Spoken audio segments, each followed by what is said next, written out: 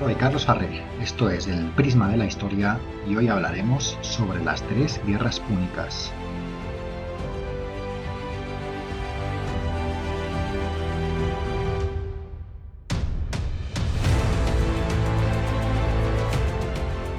Las guerras púnicas fueron tres guerras que sacudieron el Mediterráneo durante los siglos III y II a.C.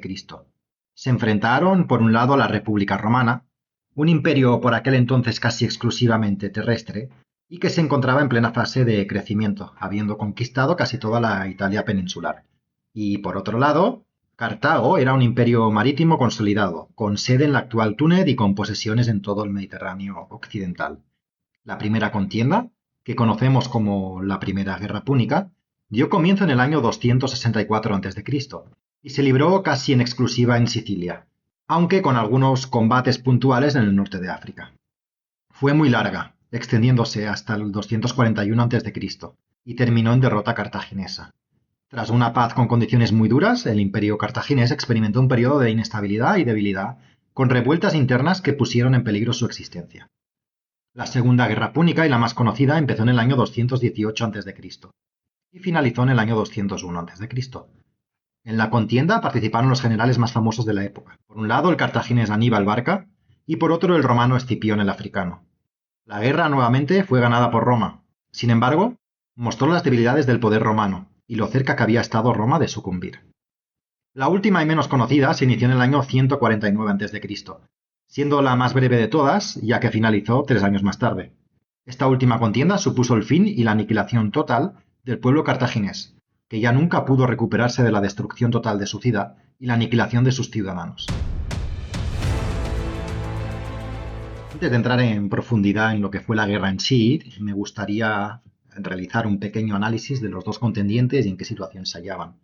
En primer lugar, Roma estaba en una etapa de crecimiento temprano, en la que había pasado de ser una ciudad-estado a comenzar a intuirse ya como una potencia militar regional importante. Unos años antes de la conflagración había conseguido el control del centro y el sur de Italia, tras librar numerosas batallas contra los samnitas, un pueblo montañés que controlaba el centro y el sur de Italia. Asimismo, acto seguido, consiguió apoderarse de las ciudades griegas del sur de Italia, en las conocidas guerras contra Pirro. Pirro, que era el rey de Épiro, no lo puso fácil y consiguió derrotarlos en múltiples batallas. Sin embargo, dada la cantidad de pérdidas que sufrió, decidió retirarse dejando la vía libre a Roma para tomar todo el sur de Italia. Y de ahí también nos viene el nombre de victoria pírrica, la frase que conocemos en español. Una victoria que no merece la pena o no es tan provechosa, ya que has incurrido en muchísimas pérdidas para lograrla. Una vez extendió su influencia sobre toda la península, llegó hasta el final de la bota de Italia, y esto les dejó frente a Cartago, que tenía y controlaba ciudades en Sicilia. Roma contaba con la fuerza terrestre más importante de todo el Mediterráneo, pero sin embargo no era una potencia marítima, ni comercial, y su economía dependía exclusivamente de la agricultura. Por otro lado, Cartago era un imperio ya consolidado, muy consolidado. El origen de Cartago se remonta a los fenicios, puesto que fueron estos el pueblo quienes fundaron la colonia cartaginesa en la actual Túnez, alrededor del año 800 a.C. Cuando la capital fenicia de Tiro cayó en manos del imperio persa, del rey persa Nabucodonosor, en el año 575, Cartago empezó a regirse de facto como ya una entidad política, independiente o semi-independiente. Y ya se desligó del todo en el año 332, cuando la ciudad de Tiro fue tomada por Alejandro Magno. Cartago era un vasto imperio que limitaba al este con el Egipto tolemaico, al norte con Grecia y con Macedonia, y ahora emergía el nuevo poder romano que suponía una amenaza para Cartago. Antes del inicio de la guerra, Cartago se extendía por todo el norte de África, desde Gibraltar hasta Libia, y controlaba además el sur de la actual España, Cerdeña, Córcega, Malta, las Baleares y también el oeste de la propia Sicilia. Pero a diferencia de los romanos, los cartagineses no dependían casi en exclusiva de su agricultura, sino que eran un pueblo comerciante e industrioso, y por ello también contaban con la mejor flota del momento de todo el Mediterráneo.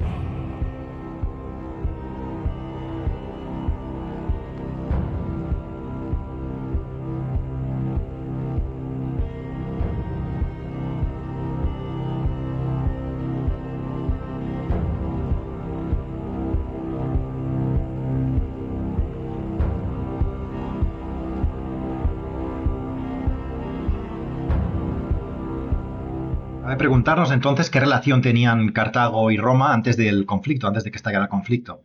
La primera constancia que tenemos de una relación formal entre ellos y contactos fue en el 509. Ese fue el año, además coincidía, en el que los romanos echaron a sus reyes, a los reyes etruscos, para implantar la república.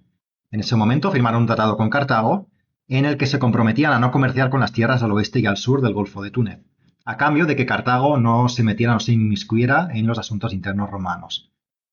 Después, este tratado fue ratificado más adelante, en el año 348, con los romanos ya demasiado ocupados en sus guerras contra sus vecinos italianos y en unificar toda Italia bajo su mando.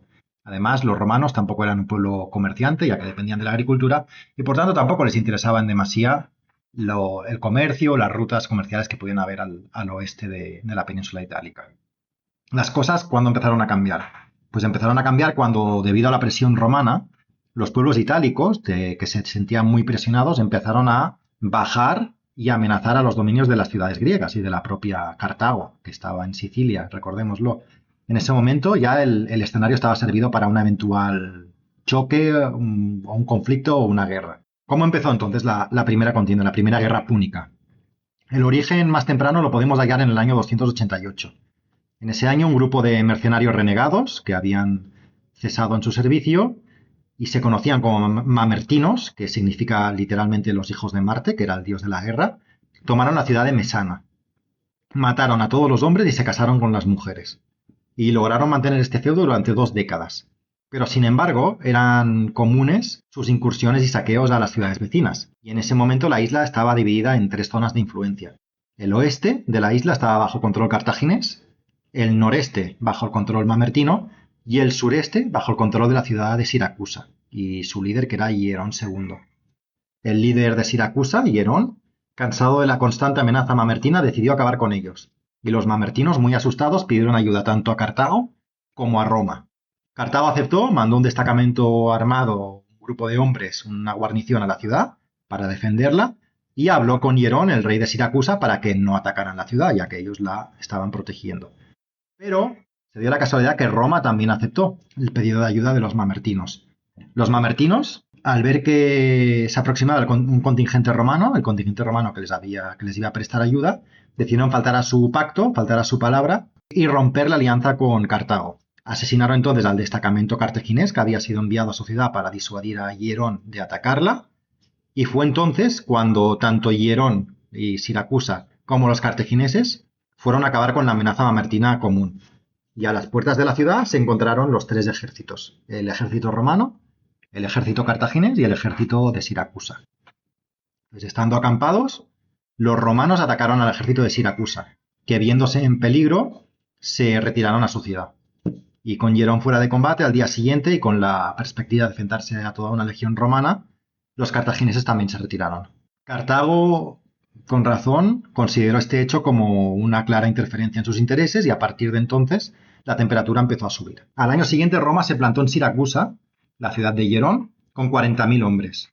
La idea era clara: o se unían a ellos, a los romanos, o la tomarían por la fuerza. Los romanos no podían permitirse tener tan cerca a un aliado cartaginés, que les suponía una amenaza velada en la guerra contra Cartago. Sintiéndose amenazado, entonces Hierón aceptó el trato romano y quedó bajo su influencia, pagando tributo a Roma a cambio de que Roma le reconociera como rey de Siracusa. Con esta nueva alianza entre Roma y Siracusa, ambos bandos ya sabían que la primera batalla sería inevitable, y empezaron a prepararse en consecuencia. Los cartagineses se fortificaron en su plaza fuerte en Agrigento en el 462, y los romanos, acto seguido, sitiaron la ciudad con 40.000 hombres. La estrategia defensiva cartaginesa fue esperar dentro de las murallas sin ofrecer batalla, ya que en África estaban contratando a un ejército mercenario compuesto por 50.000 hombres, 6.000 jinetes y 60 elefantes de guerra. Pasados 5 meses, cuando ya estaban a punto de capitular, llegaron finalmente los refuerzos cartagineses y lograron cortar las líneas de suministro romanas. Pero ahí entró en juego el nuevo aliado, pues las tropas de Hierón II de Siracusa fueron las que permitieron restablecer las líneas de suministro y tras 2 meses de lucha y la pérdida de la mitad de sus hombres, los cartagineses se retiraron. En los años sucesivos se fueron dando encontronazos entre ambos contendientes. La mayoría fueron batallas navales. Esta primera guerra fue en su mayoría una guerra naval. Pero ambas fuerzas estaban bastante parejas. y las pérdidas nunca solían ser de mucha entidad. Según el mismo Polibio, las fuerzas terrestres en esta fase no hicieron nada reseñable. Para el año 256, Roma ya había construido una flota enorme para contrarrestar el poder naval cartaginés. En ese entonces contaba ya con 360 quinquirremes. Y Cartago estaba convencido de que la siguiente batalla decidiría el futuro de la guerra.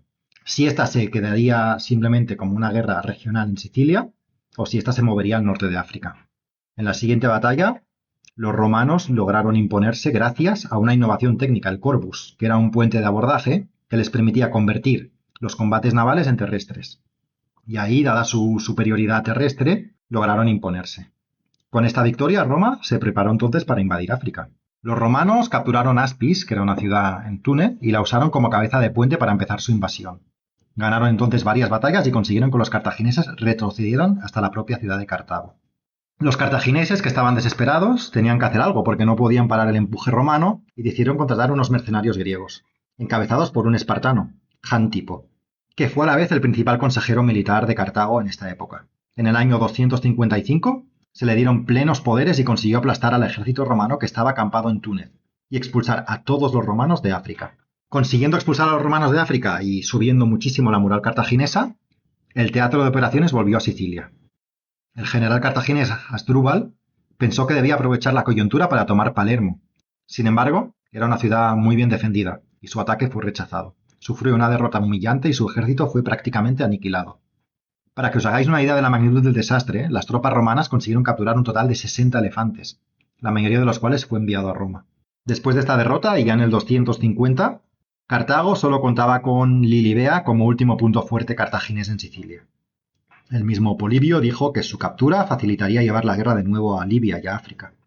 Pero el defensor de Lilibea, que era Himilco, ideó un plan junto con sus mercenarios y en un día ventoso salieron con antorchas y quemaron toda la maquinaria de asedio romana. Se extendió el caos en las filas romanas y cuando intentaban apagar los fuegos salían de las murallas los cartagineses a hostigarles. Quedándose sin máquinas de asalto, tuvieron que desistir. Al año siguiente, en el 249, el cónsul romano Publio Claudio Pulcro se propuso tomar la fortaleza de Drepana. El sitio fue un auténtico desastre, en el que Roma perdió alrededor de 30.000 hombres entre muertos y capturados por Cartago, y asimismo perdieron también 93 barcos.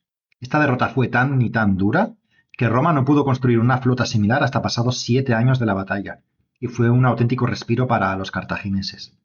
Entonces, tras unos años de refriegas menores, las flotas volvieron a encontrarse ya rehechas el 10 de marzo del 241, en la batalla de las Islas Égadas, que fue la última batalla de la Primera Guerra Púnica. La flota romana navegó hacia el oeste de Sicilia para interceptar a una flota cartaginesa que transportaba suministros y refuerzos para los últimos bastiones cartagineses de la isla, que eran Lilibea y Drépana. Los cartagineses, confiados en su superioridad naval y sin esperar un ataque, se dirigían a la costa cuando se encontraron con la flota romana cara a cara. La batalla fue un enfrentamiento brutal. Los romanos, que habían aprendido de su derrota en Drépana y contaban ahora con barcos más rápidos y tripulaciones mejor entrenadas, rodearon y destruyeron a la flota cartaginesa. La mayor parte de los barcos cartagineses fueron o bien hundidos o capturados, y los pocos supervivientes huyeron. La victoria romana en las Islas Égadas fue un golpe devastador para Cartago. La destrucción de su flota significó que no podían ni reabastecer a sus tropas en Sicilia ni defender su territorio. Y ya sin opciones, Cartago se vio obligada a pedir la paz. Las condiciones de la paz consistían en que Cartago debía abandonar Sicilia, devolver a los prisioneros y además realizar cuantiosas aportaciones dinerarias como indemnización de guerra. Los primeros problemas para Cartago surgieron cuando, tras disolver el ejército de mercenarios y al tener que afrontar los pagos de indemnización a Roma, Cartago no pudo asumir el pago a sus mercenarios, que muy enfadados iniciaron la rebelión. A los mercenarios se les unieron también los libios al este y los númidas al oeste, y la rebelión se extendió durante 3 años, del 240 al 237. Al finalizar la misma, el general cartaginés Amílcar Barca mandó ejecutar a los 45.000 mercenarios que quedaban, ya que consideraba que Cartago ya no iba a haberse sometido a otro chantaje similar. Roma, cuando vio el estado de Cartago, quiso pescar en río revuelto, y además lo consiguió. Coincidiendo con la rebelión mercenaria en África, Cerdeña, que era una posesión cartaginesa, se rebeló y pidió ayuda a Roma. Roma, entonces, en clara violación del tratado que habían firmado en el 431, exigió a Cartago que le cedieran Cerdeña y además exigió un pago adicional, o si no, volverían a hacer la guerra contra Cartago. Cartago, que en ese momento estaba luchando por su propia supervivencia, no tuvo más remedio que aceptar. Y según Polibio, esta humillación fue la principal causa de la Segunda Guerra, de la guerra que vendría más posteriormente. Una vez calmada la rebelión, los cartagineses pusieron la vista y sus objetivos en España, como el medio para restaurar su poder y sus riquezas. En el 437, Amílcar llevó a su joven hijo Aníbal y a su yerno Asdrúbal a España. Amílcar murió en el 229 y se eligió a su yerno Asdrúbal como nuevo líder. Este inició una campaña para castigar a la tribu íbera que mató a Amílcar. Usó una combinación de matrimonios de conveniencia con princesas íberas y diplomacia, consiguiendo así expandir el imperio cartaginés por buena parte de Hispania. También fue el rey que fundó Cartago Nova y estableció su capital en la misma, donde además también fue asesinado en el 221. Después del asesinato de Asdrúbal, el ejército eligió a Aníbal como su nuevo líder.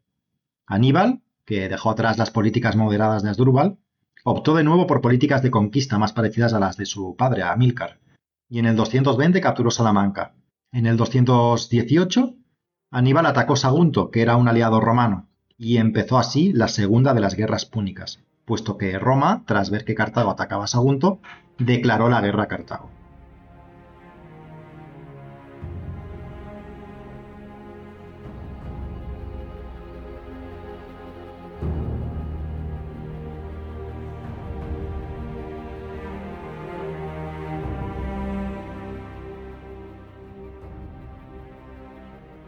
El general cartaginés Aníbal Barca entonces partió de Hispania con un inmenso ejército de alrededor de 38.000 soldados de infantería, 8.000 jinetes y también 37 elefantes de guerra. Su objetivo, que era muy ambicioso, era llevar la guerra al corazón de Roma. Y sin duda alguna ha sido una de las campañas más osadas y más épicas que se han vivido en el mundo y en la antigüedad. Cruzó los Pirineos, que era una gesta encomiable, para posteriormente cruzar el río Ródano, que era un río enorme y que seguramente requirió del uso de algún tipo de embarcación fluvial para transportar a las tropas, a los jinetes y a los elefantes. Y finalmente llegó el momento cumbre, que era el cruce de los Alpes. Los historiadores aún debaten en la ruta exacta o qué ruta exacta siguió Aníbal, pero todos concuerdan en que fue una empresa encomiable, una brutalidad. El ejército de Aníbal no solo luchó contra el frío, contra la nieve, contra las avalanchas, sino que también se vio hostigado durante todos los pasos por los pueblos montañeses, que si bien no eran batallas campales, eran pequeñas escaramuzas, emboscadas, así que tras 15 días de expedición aproximadamente logró cruzar los Alpes. Su ejército estaba realmente diezmado, aunque bien es cierto que la moral estaba elevada, porque habían conseguido su objetivo y se encontraban ya en el norte de Italia. El verano del 218, Aníbal apareció entonces en las planicies de la Italia central con miles de hombres. Pero sin embargo, la primera batalla de la guerra no fue en suelo italiano, sino que fue en suelo íbero, ya que los romanos, que habían navegado a Iberia con 20.000 soldados y 2.200 jinetes, sorprendieron a los cartagineses en la batalla de Cisa y se apuntaron el primer tanto al capturar a 2.000 soldados cartagineses y matar a otros 6.000 en esta primera batalla. Sin embargo, la alegría romana no duró mucho, ya que Aníbal, utilizando una técnica de provocación y distracción, consiguió masacrar a un ejército romano entero acampado a orillas del río Trebia. Acampado a orillas del río Trebia. En esta acción se estima que murieron aproximadamente 15.000 romanos y muchos otros fueron puestos en fuga. Al año siguiente, en el 217, otra emboscada, en este caso en el lago Trasímeno, aniquiló a otro ejército romano entero, que se vio atrapado entre las tropas cartaginesas y el agua, y debían elegir entre morir por la espada cartaginesa, por las lanzas cartaginesas, o ahogados en el lago. Los romanos, que estaban humillados y muy preocupados porque Aníbal estuviera acampando a sus anchas por su patio trasera, por Italia, decidieron entonces poner fin de una vez a esta incursión. El 2 de agosto del 2016, Aníbal y su ejército estaban cerca de la población de Canás. Contaban para ese entonces con unos 40.000 soldados de infantería y 10.000 jinetes. En ese momento llegó un contingente romano muy grande, entre los cuales estaba el joven Escipión, que tenía por aquel entonces solo 20 años, y que tenía una superioridad manifiesta, puesto que acudieron con 80.000 hombres. Sin embargo, también cabe destacar que fueron los últimos en llegar. Los cartagineses estaban descansados, habían llegado días antes, y los romanos acababan de llegar. Cuando empezó la batalla, los romanos formaron su infantería en una columna recta, confiando en su clara superioridad numérica y la fuerza bruta de sus hombres. Aníbal, sin embargo, dispuso su infantería en una línea horizontal y débil en el centro, o aparentemente débil en el centro. Cuando los romanos empezaron a atacar y empujaron el centro de la línea, se encontraron con una trampa casi perfecta. El centro cartaginés, que estaba compuesto por íberos y galos, empezó a retroceder de forma ordenada y atrajo a las legiones romanas cada vez más y más adentro. Mientras tanto, las alas de la línea, que estaba compuesta por infantería cartaginesa africana, se mantuvo firme. En el momento clave, la caballería de Aníbal, comandada por los jinetes númidas y galos, completó el movimiento de pinza, rodeando a la infantería por completo, que quedó totalmente inmovilizada y sin posibilidad de ni espacio para luchar. Se estima que las pérdidas romanas ascendieron a casi 50.000 hombres, mientras que Aníbal había perdido solamente a 6.000 hombres. Dadas las magnitudes de la tragedia, los romanos decidieron adoptar una estrategia distinta, una estrategia que la dio Quinto Fabio Máximo y que era una idea muy simple, era evitar a toda costa los enfrentamientos directos y empezar a hostigar las líneas de suministro de Aníbal y las líneas de refuerzo que llegaban desde Iberia.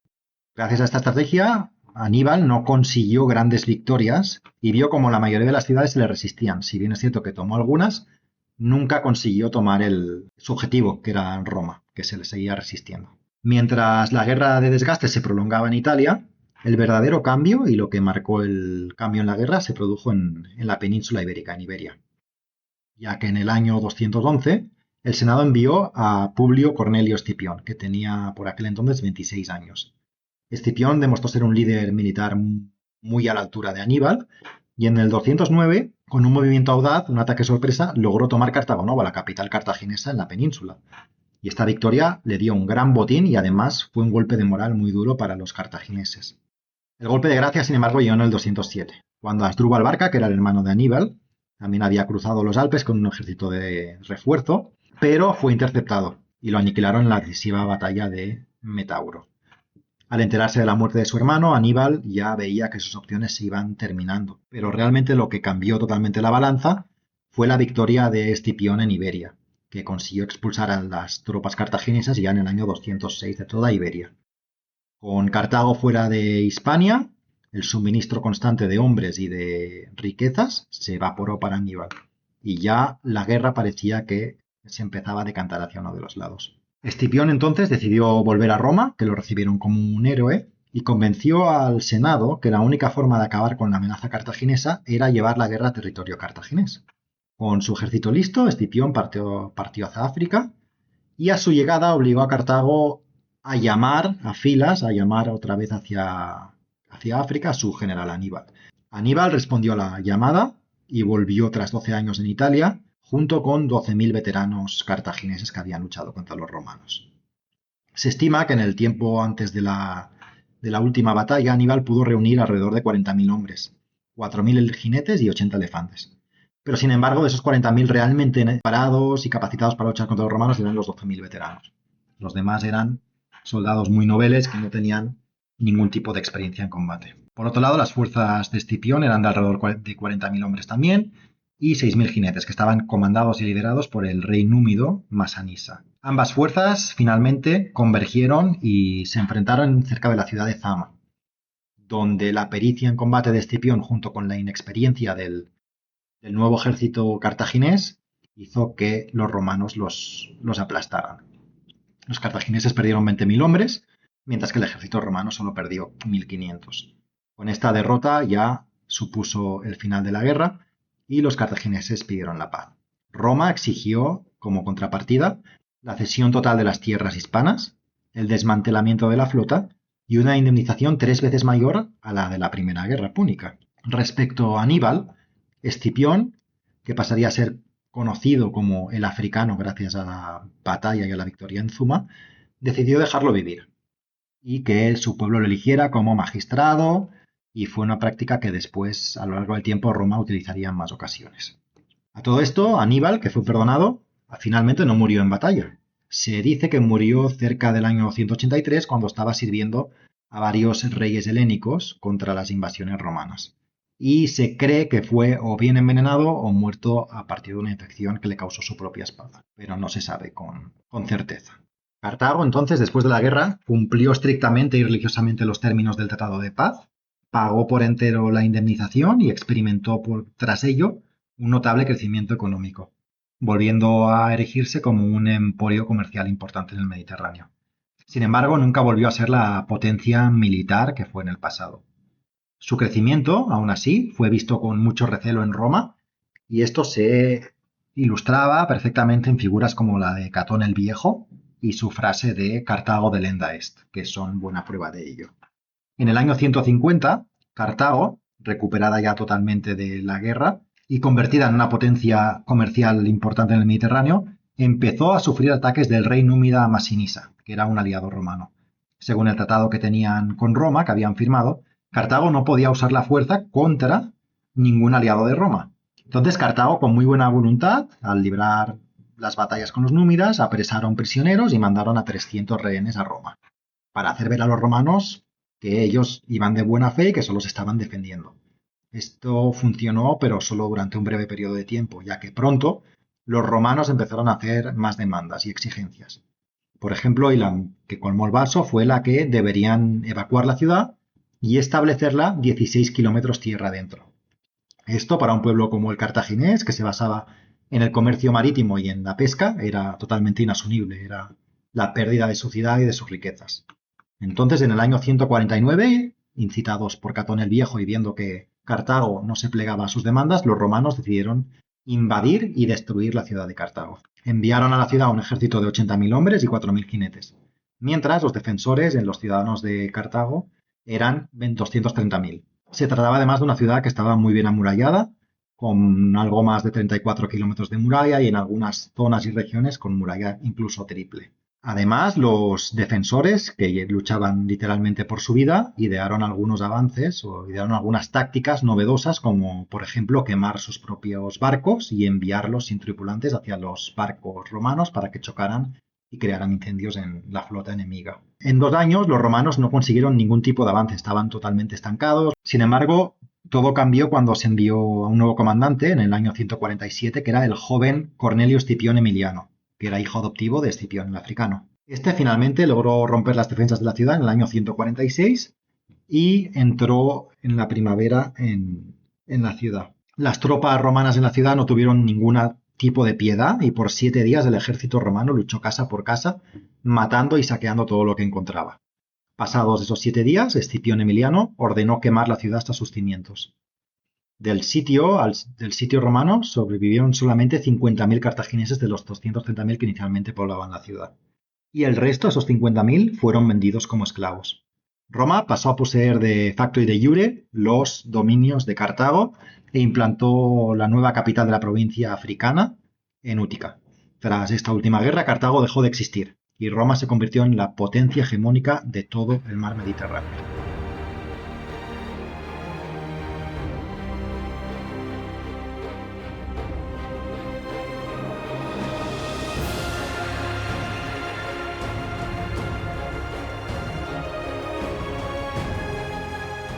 Habiendo visto la guerra, entonces vamos a ver qué lecciones estratégicas y militares podemos sacar de esta guerra. En primer lugar, y el punto más importante en este caso, es la importancia de la logística que define la guerra. Aníbal fue un general brillante, capaz de aplastar a cualquier ejército en suelo romano, estar 12 años en suelo italiano combatiendo a Roma, pero fracasó debido a la logística, una mala logística que en este caso era muy complicada, ya que tenía que atraer a las tropas, pasarlas por los Alpes, pero bueno, una mala logística derivó en que no pudiera cumplir sus objetivos. Si hubiera gozado de una línea de suministros estable, de una línea de refuerzos estable de hombres, seguramente hubiera puesto muchísimos más problemas a Roma, aunque ya le puso muchísimos. La siguiente lección que tenemos que aprender es la necesidad de adaptación y de innovación. Los romanos en este caso se supieron adaptar primero en la Primera Guerra Púnica, tras la batalla de Drepana, el desastre de la batalla de Drepana, supieron construir una flota con barcos más rápidos y más maniobrables para combatir a los cartagineses y más adelante En la Segunda Guerra Púnica, cuando Cartago les inflige la derrota en Canás, supieron cambiar de táctica y empezar a hacer una táctica más de evitar el enfrentamiento directo, de escaramuzas y de guerrillas.